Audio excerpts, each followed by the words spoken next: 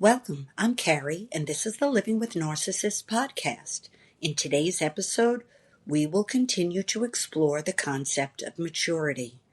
As we defined in the last episode, maturity can be described as a level of mental development and wisdom that provides an individual with the ability to behave in a way that is becoming of an adult. However, as we all know, maturity is not determined by age, but rather how a person responds to different life situations.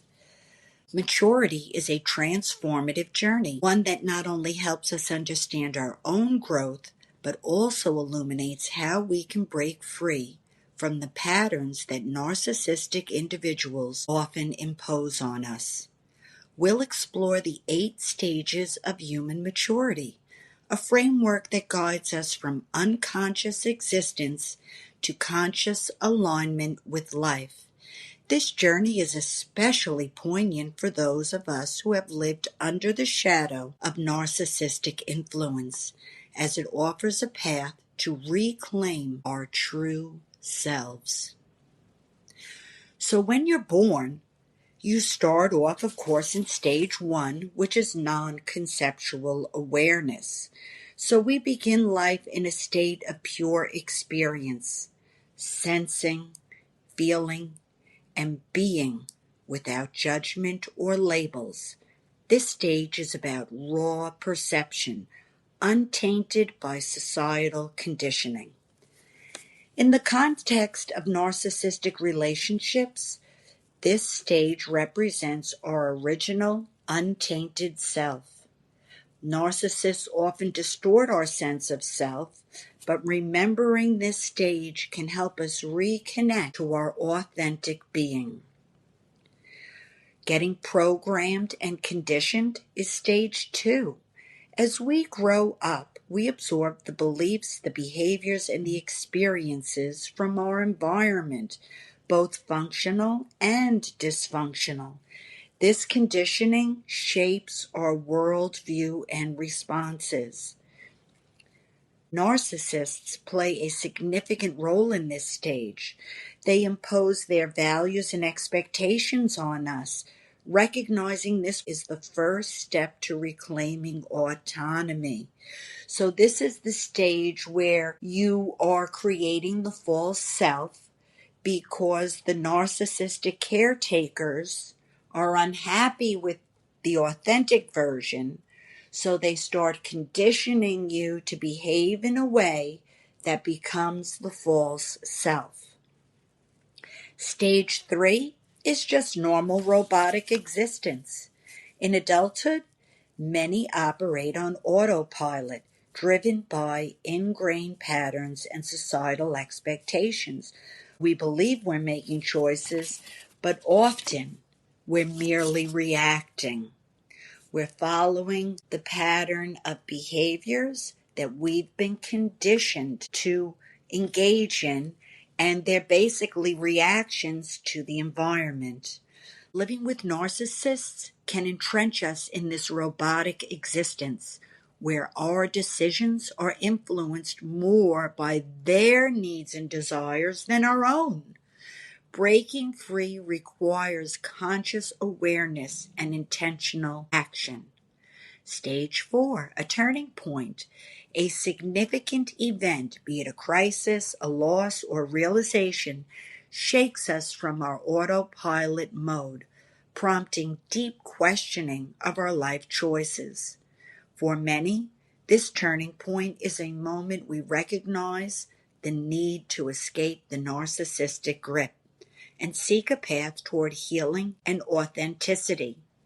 We realize in this stage that we're being controlled and that we're not acting in our own agency and making choices based on our needs and desires. And that revelation is what creates the turning point to escape the grip of narcissism and seek a path toward healing and authenticity. Stage 5, once we have hit stage 4, and have had the revelation that causes the turning point, we will ask the big question, and that is, Who am I? And what do I truly want? This introspection challenges our previous beliefs and opens the door to transformation. We realize that we have our own agency and we do not need to put the needs or desires of the narcissist above our own. In the context of narcissism, this stage is crucial. It marks the moment we stop defining ourselves by the narcissist's narrative and start seeking our own truth. Stage 6, discovering what we've always been. Through self-exploration, we uncover our true nature, our essence that has always been present, albeit obscured by conditioning and external influence of the narcissists in our life. This discovery is incredibly liberating.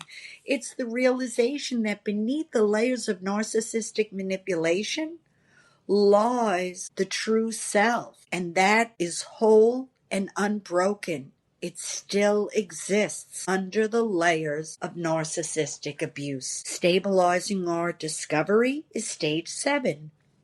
Integrating this newfound awareness into our daily life requires practice, patience, and consistency.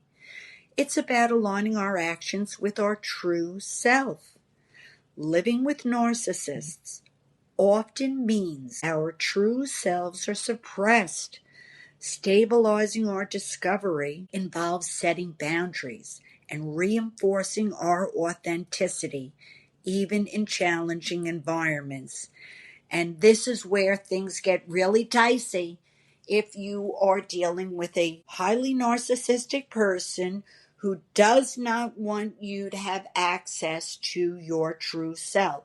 This is where Gray Rock can come in very handy, because they are going to attack you and try to pull you back into the dysfunctional relationship dynamic. But you're not going to do that, because you know that this is the path to good health and healing, and you are going to resist their desire to pull you back to lower levels of immaturity by going gray rock. And there are many videos and podcasts that talk about the gray rock method. Do not be reactive to their shenanigans to pull you back to a lower maturity level so that you are mirroring their stage of development. And finally, we reach stage 8, coming into alignment with life. At this stage, we live in harmony with our true nature, making choices that reflect our authentic self and contribute positively to the world around us. This alignment is the ultimate freedom. It's the ability to live our life on our own terms, unencumbered by narcissistic influence, and to contribute to the world from a place of genuine authenticity.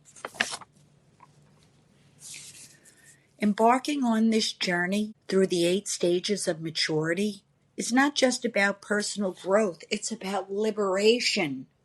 I have just recently gotten to this stage, and even though I'm still married to my husband, who's struggling to move along through these stages, I am able to go out into the world, create new friendships with people that I've met from Zumba, friends that I've met through the website Meetup.